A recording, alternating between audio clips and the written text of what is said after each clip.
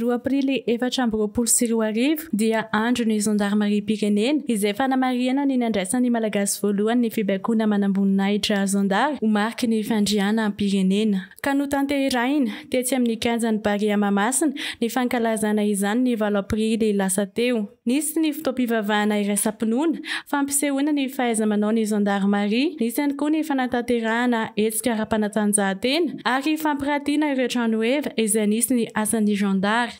Zava-dehibe tokoa ny 2 aprily satria araka ny tenenina teo dia fanamariana ny nandraisany manamboninahitra ambony malagasy voalohany ny fibaikona ny Gendarmerie, mariky ny fiandrianam-pirenena, mariky ny mahamaro-toerana ny Gendarmerie zany. Ny zavatra tiako asongadina amin'ny teniko sy kabariko androany dia miova ny contexte ozy ny vazaha. Telo ny antoko-kery miaraka ary efa hita maso zany ankehitriny dia zay ny tena zava-dehibe. Tsy afaka mandeha rery-tsony na ny Gendarmerie, na ny polisy, na ny tafika, fa reo miaraka no mahazo vokatra tsara.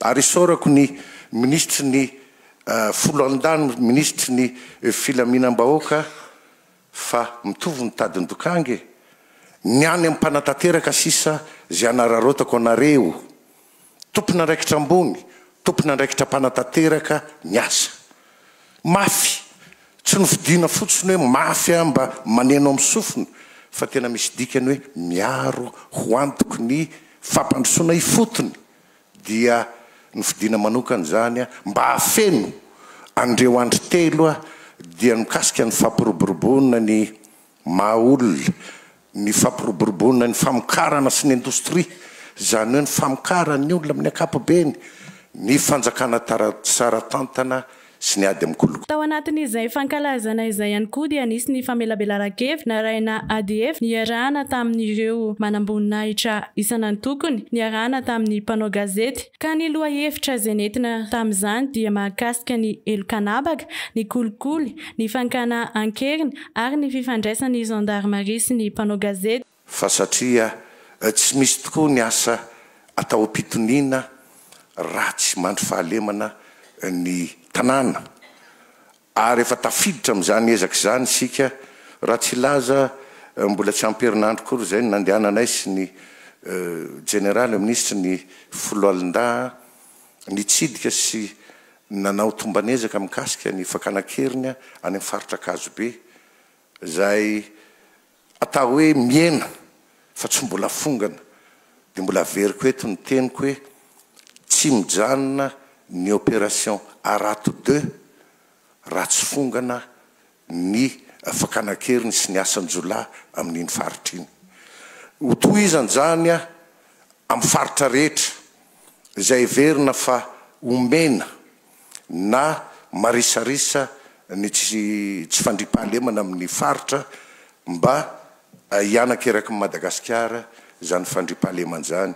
Ny tanjona sy ny vina izay napetraka dia ny mafy Gendarme miaro antoka ny fampandrosoana ifotony. Nisy ihany koa ny teny fanentanana maro izay noentin'ireo manam-pahefana mahakasika ny fitandrona ny filaminana sy fiarovana ny vahoaka sy ny fananany. Tanjotsika ny anay aloha fitandrona ny filaminana raha zavatra mety anakorotana ny filaminana zay mbola ao anatin'ny filaminana azy. Manao ezaka hatrany izy ireo mba entina andrindrana ny fiarahamonina. Misy ihany koa ny fanabeazana sy fitazana ny olom-pirenena tsirairay avy. Mirahina ho antoko ny fampandrosoana. Araka ny teny filamatra izay hoentin'ny Gendarme hatrany dia hoe namanao ny Gendarmerie Pirenena.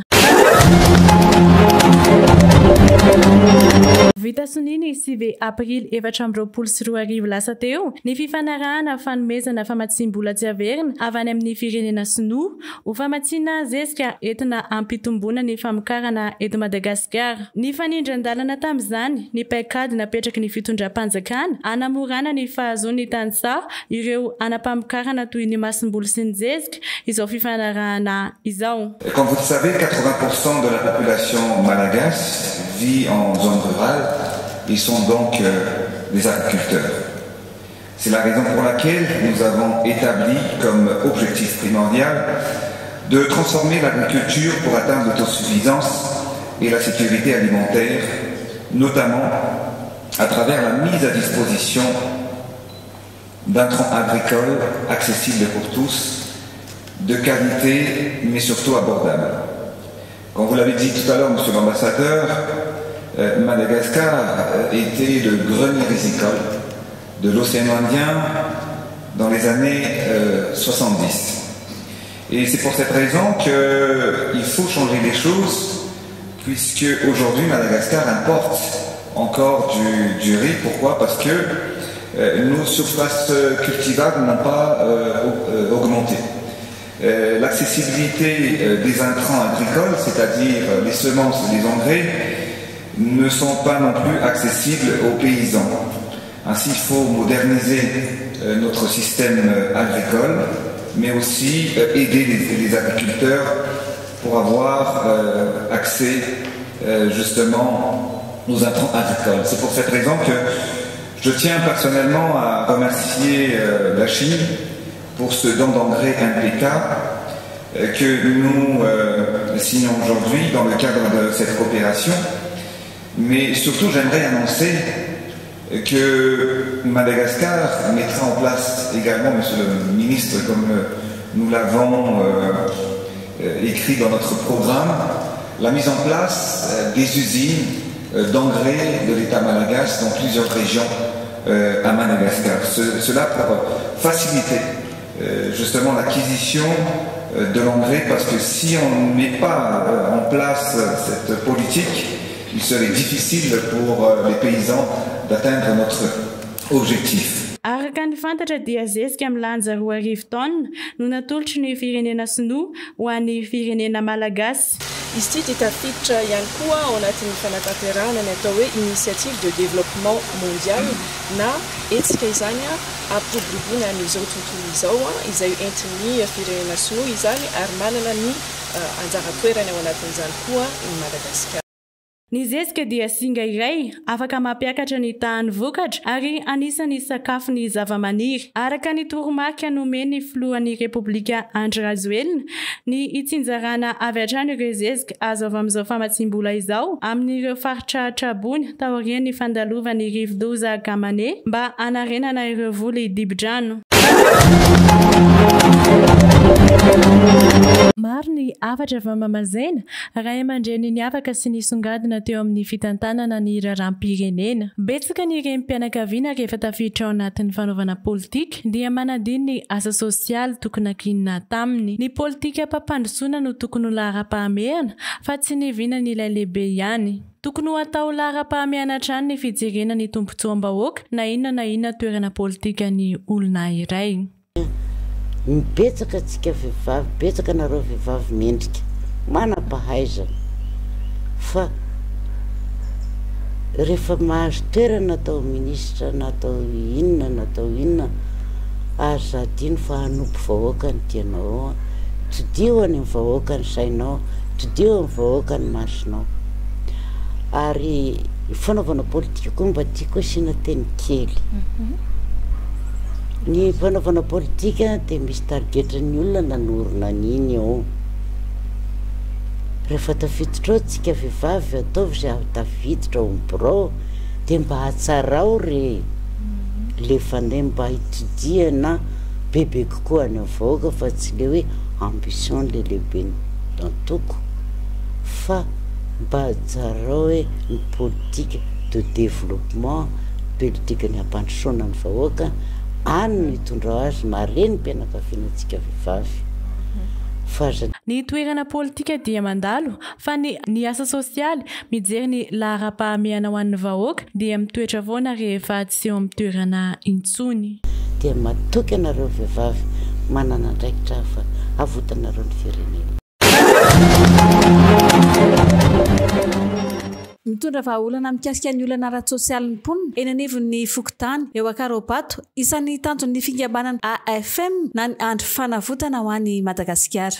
Ankoatry ny hetsika ara-sosialy, misy koa ny hetsika ara-panatanjahantena nokarakarain'ny fikambanana ny Alahady 7 Aprily 2022 teo. Ny raha eto Akarobato no mikarakara ny hetsika.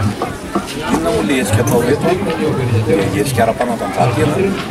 hetsika ara-tsosialy io nefa ny araka mitanjon'ny AFM dia ny tena tanjona dia ny fampivoarana sy ny fampiroboroboana ny mahamalagasy dia fanambatana ny Madagasikara mazava ho azy araka ny lafitrany AFM izay zava-izay nefa tsy vita raha tsy anatina dingana maromaro ary dingana voalohany dia hetsika ara-pandanjahatena atao hoe izay nandraisana anjaran'ny fokotany Ambobahiny anatin'ny commune Karovato-Anjara.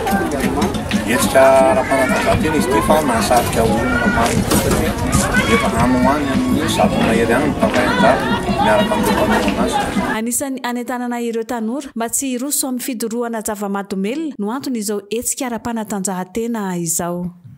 Ny tanjona ataonay amin'izay dia mba anentanana ny olona mba tsy ho varimbariana hoe mba tsy varina any amin'ny resaka fidorohana ho an'ny lehilahy dia mba hoe misy occupation foana ho an'ny vehivavy.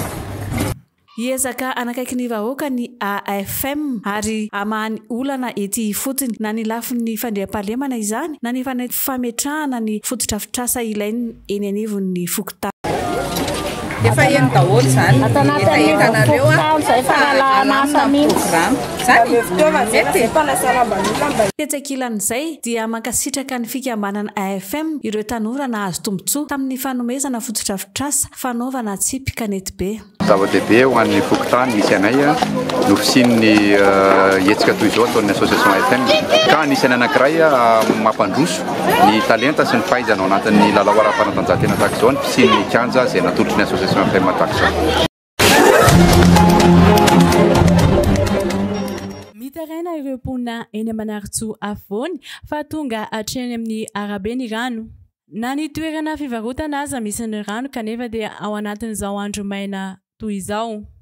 Noho izany dia tsentsina ny lakan-drano ka izany mahatonga izao. Tonga teny an-toerana namaly izay fitarainan'ny mponina izay ny avao amin'ny TGV boriboritany voalohany izay notariany Tahina Razana Mahefa. Vahaolana maharitra no entiny dia ny fitrohana ny rano ka rehefa madio ny lakan-drano dia mandeha araka ny tokony ho izy izany.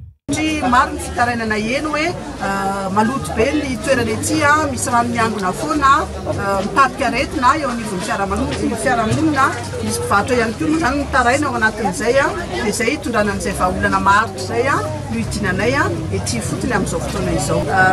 Antoko tanora gasy foana manohana ny vinan'ny filoham-pirenena Andry Rajoelina ary ao anatin'ny vina napetrany mihitsy hoe mila midina hifotontsika tokony andraikitra ao anatin'izay mitondra vahaolana maharitra ho an'ny vahoaka dia izay ihany koa ny antony hitenenay fotony amin'izao fotoana izao.